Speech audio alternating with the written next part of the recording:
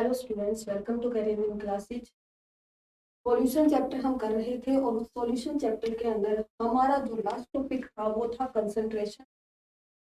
ठीक है, concentration terms हम कर रहे थे और कंसंट्रेशन टर्म्स जो है आपकी वो दो तरह की थी। एक तो टेम्परेचर डिपेंडेंट टर्म थी और दूसरी कौन सी थी? Temperature independent term. Temperature dependent and temperature independent,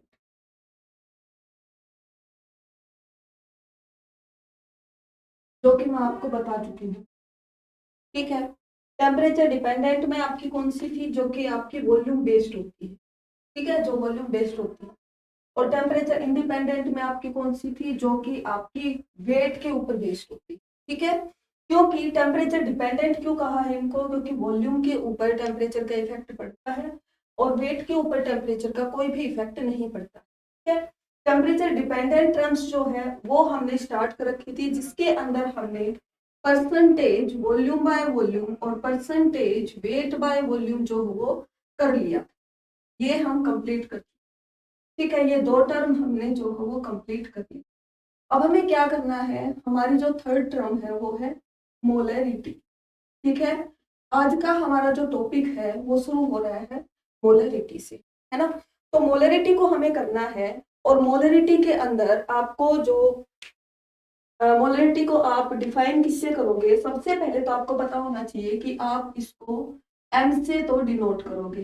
ठीक है, कैपिटल एम से जो है आप इसको डिनोट करोगे मोलरिटी को, और ये हमारी एक टेम्परेचर डिपेंडेंट कंसंट्रेशन टर्म है। तो अब करते हैं मोलरिटी को define.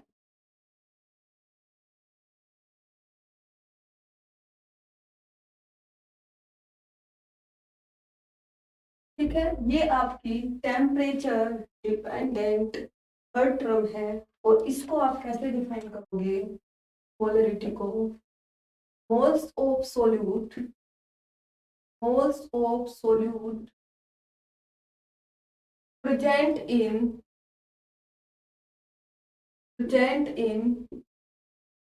per liter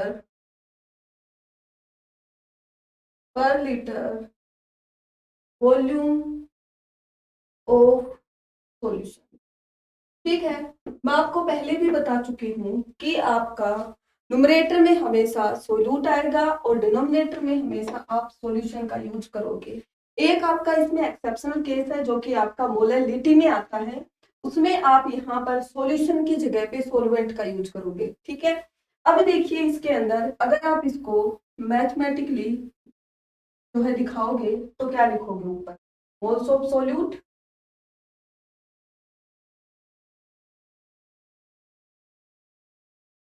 moles of solute upon volume of solution. ठीक है, moles of solute upon volume of solution. यहां से मोल्स ऑफ सोल्यूट को आप एन से डिनोट करोगे divided by volume of solution, तो वॉल्यूम को आप लिख सकते हो वी से, या जो कि आपका किस में होगा? लीटर में होगा। क्लियर है इतना? अब देखिए हमने जो है ये तो बता दिया कि moles of solute present in per litre volume of solution, वो आपकी मोलरिटी होती है। लेकिन अब मोल्स हम कैसे निकालेंगे? हमें ये भी पता होना चाहिए कि मोल्स को हम कैसे निकालते हैं। तो मोल्स को निकालने के लिए आपका जो फॉर्मूला होता है, ठीक है, मोल्स किसके निकालने हैं आपको? सोल्यूट के। क्लियर? तो मोल्स को निकालने के लिए आपका जो फॉर्मूला होता है वो ये है, गिवन वेट, जो भी वेट आपको गिवन है अपॉन मोलिकुलर वेट।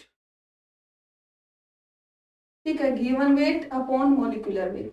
अब जो गिवन वेट है आपका और जो मोलिकुलर वेट है आप इसको ऐसे डिनोट कर सकते। ठीक, ये हो जाएगा आपका मोल्स ऑफ सोल्यूट। तो मोल्स को आप ऐसे लिख सकते हो। अब आप यहाँ पर जो है इसको, यहाँ पर आप इसको लिख सकते हो। ठीक है, तो यहाँ पर आप इसको लिख दीजिए। एन की जगह पे आप क्या लिखोगे? Wait upon molecular wait,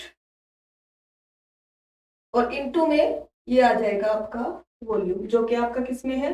litre में है। क्लियर इतना? अब देखिए अगर आपको इसको मिलीलीटर में चेंज करना है, ठीक है, अगर आप इसको मिलीलीटर में चेंज करना चाहते हो तो आपको क्या करना पड़ेगा? आप इसको जो है 1000 से मल्टीप्लाई कर दीजिए तो ये क्या हो जाएगा भाई, ml में चेंज हो जाएगा। तो ये आ जाएगा आपका wait upon molecular weight into volume है आपका ml में, और इनटू आ जाएगा यहाँ पर 1000। ये आपकी जो है रिक्वायर्ड इक्वेशन है, फॉर्मूला है इसका मोलरिटी का। क्लियर है इतना? ठीक है, तो ये आपका क्या है, मोलरिटी का फॉर्मूला है, ये आप यहाँ से कर सकते हो। तो यहाँ से आपकी हो गई मोलरिटी डिफाइन, है ना। अब देखिए यहाँ पर आप और भी कुछ लिख सकते हो, जैसे ये है आपका ये क्या है कि molarity is equal to weight upon molecular weight into volume है। ठीक है, molarity is equal to weight upon molecular weight, और ये क्या है, वॉल्यूम है। यहां से अगर आप वेट निकालना चाहते हो तो आप कैसे निकालोगे, ये हो जाएगा आपका weight is equal to molarity into molecular mass और इंटू वॉल्यूम। ये भी आपका एक फॉर्मूला है जिससे कि आप जो है वेट निकाल सकते हो। ठीक है, ये आपकी हो गई मोलरिटी। क्लियर है इतना? अब इसके बाद मोलरिटी के बाद जो अगली टर्म है आपकी, जो अगली कंसंट्रेशन टर्म है आपकी, वो क्या हो जाएगी, स्ट्रेंथ। इससे पहले आप एक बार और देखिए कि मोलरिटी क्या होती है। मोलरिटी आपकी होती है moles of solute present in per litre volume of solution. पर लीटर वॉल्यूम ऑफ सॉल्यूशन में जितने number of moles solute present होते हैं वो आपकी क्या होती है, मोलरिटी होती है। ठीक है, मैथमेटिकली आप इसको जो है ऐसे डिनोट करोगे, moles of solute upon volume of solution. और इसको आप डिनोट किससे करते हो, कैपिटल एम से आप इसको डिनोट करते हो। मोल्स ऑफ सोल्यूट जो है आप उसको एन से डिनोट करोगे, वॉल्यूम आप वीएल लिख सकते हो यहाँ पर। अब मोल्स ऑफ सोल्यूट कैसे निकालते हैं, मोल्स ऑफ सोल्यूट निकालने के लिए आपको, यानी कि नंबर ऑफ मोल्स निकालने के लिए आपको जो फॉर्मूला लगाना है वो ये है कि given weight upon molecular wait. ठीक है, मोलिकुलर मास यहाँ पर। अब इसको आप जो है यहाँ पर पुट कर सकते हो, रिक्वायर्ड फॉर्मूला आपका ये आ जाएगा जो कि आप ml के लिए निकाल सकते हो। उसके बाद अगर आप इसको यहाँ से वेट निकालना चाहते हो तो वेट के लिए भी आपका ये फॉर्मूला यहाँ से निकल के आ रहा है। तो ओवरऑल आपका जो फॉर्मूला आया है वो क्या आया है, सबसे पहले तो मोलरिटी का आपका फॉर्मूला आया है वेट अपॉन मोलिकुलर मास, ठीक है, इनटू वॉल्यूम है आपका ml में, और ये पर क्या है, दूसरा आपका फॉर्मूला आपका है वेट का। ठीक है, ये आपका आ जाएगा molarity into molecular mass volume. ठीक है, तो यहां से जो है आप मोलरिटी के दोनों फॉर्मूले निकाल सकते, और इन्हीं के ऊपर बेस्ड आपको करने हैं न्यूमेरिकल्स, जो कि हम नेक्स्ट क्लास में आपको करवाएंगे सभी न्यूमेरिकल। अच्छा, इसके बाद जो आपकी अगली कंसंट्रेशन टर्म है वो है स्ट्रेंथ। ठीक है, अब हम करते हैं स्ट्रेंथ को। स्ट्रेंथ जो है आपकी वो बिल्कुल मोलरिटी के जैसी ही, थोड़ा सा उसमें डिफरेंस है। में आपने क्या लिया था, number of moles of solute थी, और स्ट्रेंथ जो है उसके अंदर आपको क्या लेना है, उसके अंदर आप लोगे वेट ऑफ। है, तो देखो यहाँ से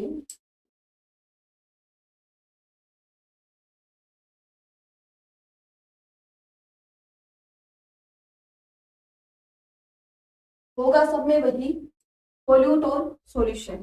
ठीक है, सब में क्या होने वाला है, सोल्यूट और सॉल्यूशन। तो यहाँ पर आपकी जो नेक्स्ट है वो है स्ट्रेंथ, जिसको कि आप एस से डिनोट कर सकते हो, है ना।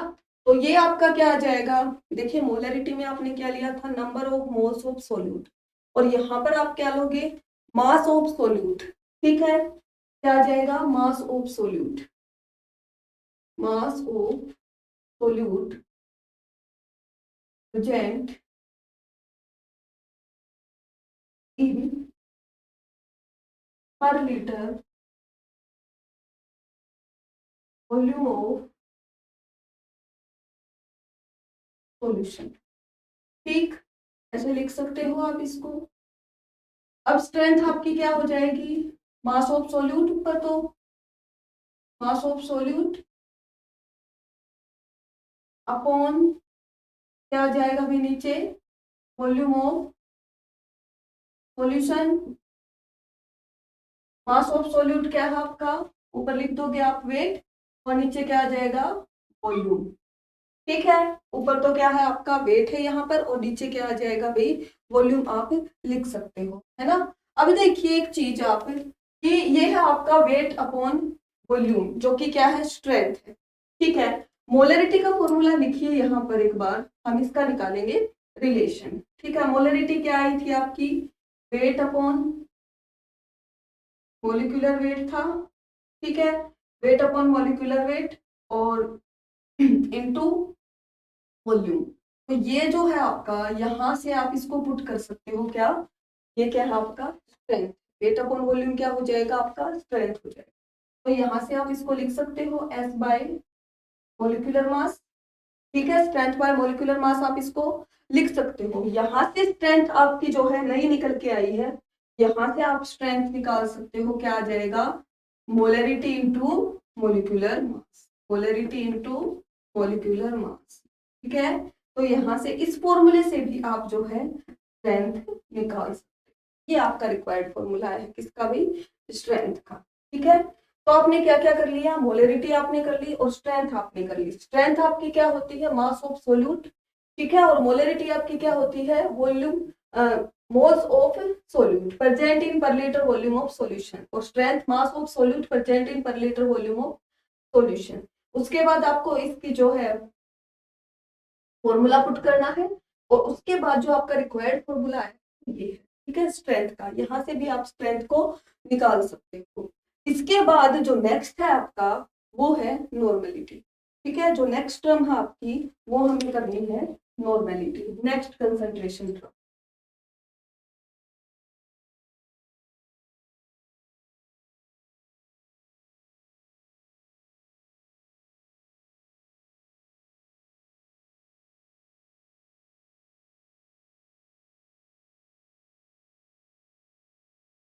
आपकी जो नेक्स्ट कंसंट्रेशन टर्म है वो है भाई आपकी मोलरिटी।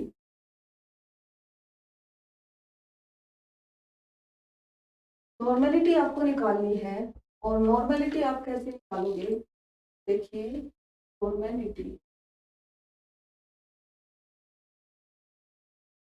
नॉर्मेलिटी को आप कैपिटल एन से नोट करते हैं। इसको डिफाइन कैसे करोगे, देखिए मोलरिटी में number of moles of solute था, स्ट्रेंथ में वेट ऑफ सोल्यूट था। अब यहाँ पर आपका आ जाएगा number of equivalent of solute है, क्या आ जाएगा इसके अंदर, number of equivalent of solute present in per litre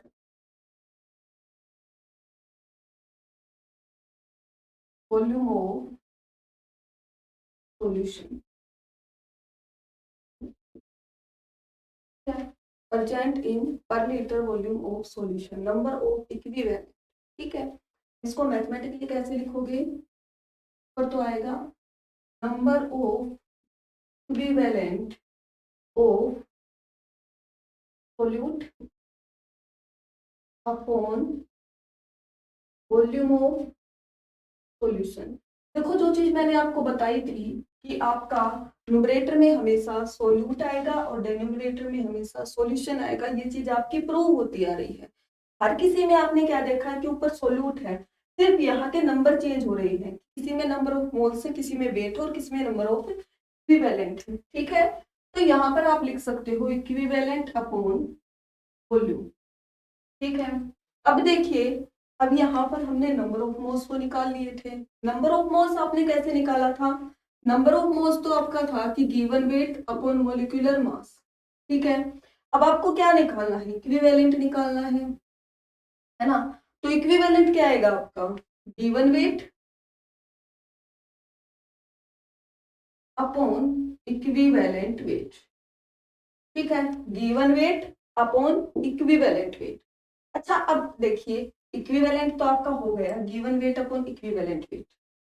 अब इक्विवेलेंट वेट क्या होता है ये भी आपको निकालना पड़ेगा, है ना। तो इक्विवेलेंट जो मास होता है आपका, इक्विवेलेंट जो वेट होता है, आप मास भी कर सकते हो।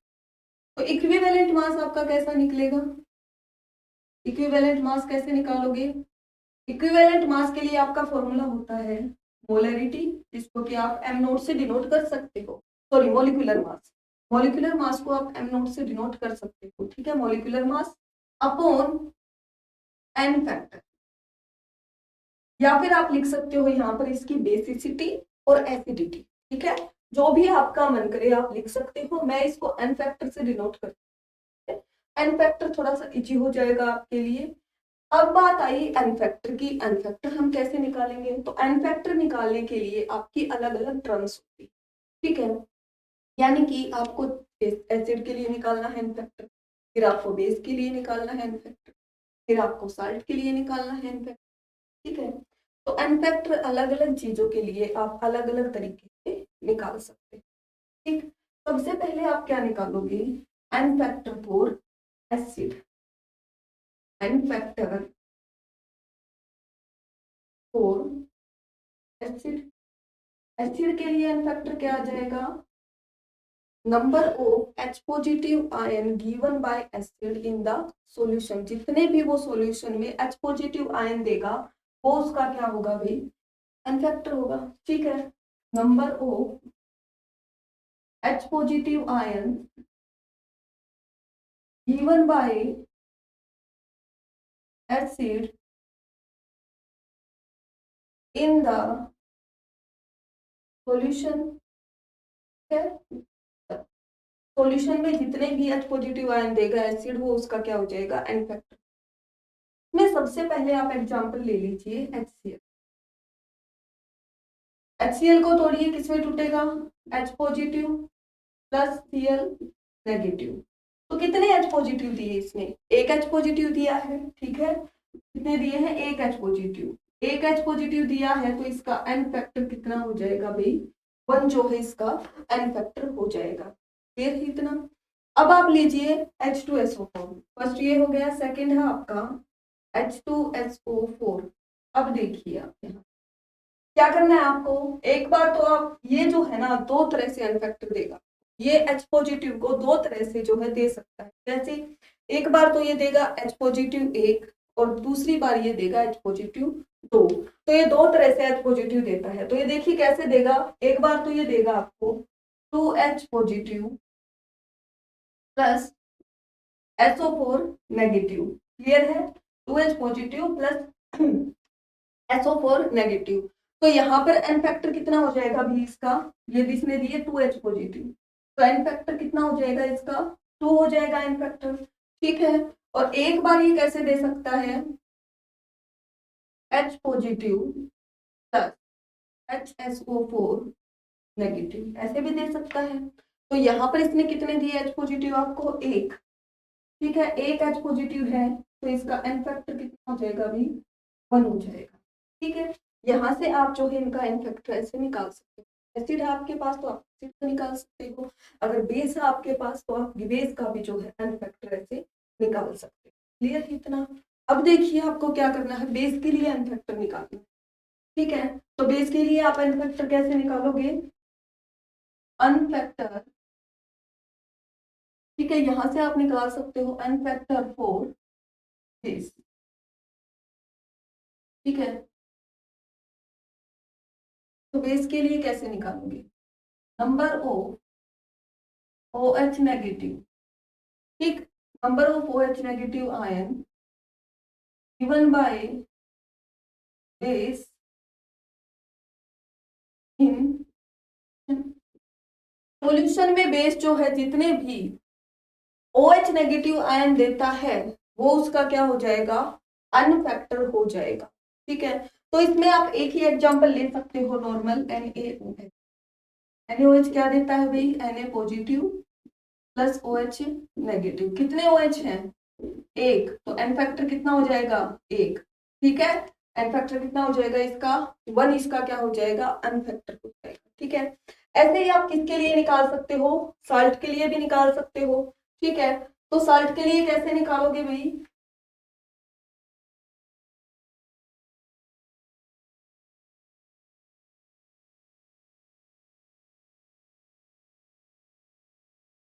ऐसे ही आप किसके लिए निकाल सकते हो, साल्ट के लिए निकाल सकते हो, है ना। N factor for salt. ठीक है, साल्ट के लिए भी आप जो है एन फैक्टर निकाल सकते हो। साल्ट के लिए क्या आ जाएगा, कोई भी आपका साल्ट है जैसे NaCl है, उसके ऊपर जो उसका चार्ज होता है, जो उसका मैग्नीट्यूड होता है चार्ज का, वो इसका क्या आ जाएगा भाई, वो इसका हो जाएगा एन फैक्टर हो जाएगा। ठीक है, वो इसका क्या हो जाएगा, एन फैक्टर हो जाएगा। तो क्या आ जाएगा भाई इसका, total magnitude of either positive और पॉजिटिव और नेगेटिव आयन के ऊपर जितना भी मैग्नीट्यूड होगा, हमें ये नहीं देखना कि पॉजिटिव पे कितना है नेगेटिव पे कितना है, कुछ भी नहीं, पॉजिटिव नेगेटिव नहीं देखना है, जो इसका मैग्नीट्यूड है हमें वो देखना है। ठीक है, सबसे पहले आप ले लीजिए Na2 का क्या आ जाएगा मैग्नीट्यूड, Na2, Na पे क्या होता है, +1 चार्ज होता है। ठीक है, Na पे कितना चार्ज होता है, +1 चार्ज। तो यहाँ पर क्या आ जाएगा, +2 और -2। तो इसका जो एन फैक्टर है वो क्या हो जाएगा भी 2, क्योंकि इसका मैग्नीट्यूड कितना है, 2 इसका मैग्नीट्यूड है। ऐसे ही आप NaCl का देख सकते हो, Na पॉजिटिव होता है, Cl नेगेटिव, यानी कि 1 नेगेटिव और 1 पॉजिटिव है। तो एन फैक्टर कितना आ जाएगा, मैग्नीट्यूड 1 है तो एन फैक्टर इसका हो जाएगा 1, इसका हो जाएगा भाई एन फैक्टर। ठीक है, तो ऐसे आप इनका क्या निकाल सकते हो, एन फैक्टर निकाल सकते हो। काफी है। चलो उसके बाद हमें क्या करना है, एन फैक्टर की बात हो गई, हम यहाँ पर थे कि हमें इसका क्या निकालना था, एन फैक्टर निकालना था। ठीक है, अब देखिए हम बात कर रहे थे कि नॉर्मलिटी क्या होती है, number of equivalent of solute present in per litre volume of solution, ये आपकी क्या होती है, नॉर्मलिटी। फिर हमने बात की कि इक्विवेलेंट को हम कैसे निकालेंगे। इक्विवेलेंट निकालने के लिए आपने देखा कि given weight upon equivalent mass होता है। अब इक्विवेलेंट मास कैसे निकालते हैं, मॉलिक्यूलर मास अपॉन एन। अब इसको आप कहाँ पुट करोगे, इसको आपको यहाँ पर इस जगह पर आपको पुट करना है इक्विवेलेंट के लिए। ठीक है, तो कैसे पुट करोगे, इक्विवेलेंट की जगह आपको molecular mass upon n factor को पुट करना है। ठीक है, मॉलिक्यूलर मास सबसे पहले तो क्या आएगा, given weight upon equivalent weight. ठीक है, given weight upon equivalent mass, है ना, यही आएगा। अब देखिए इसको कैसे पुट कर,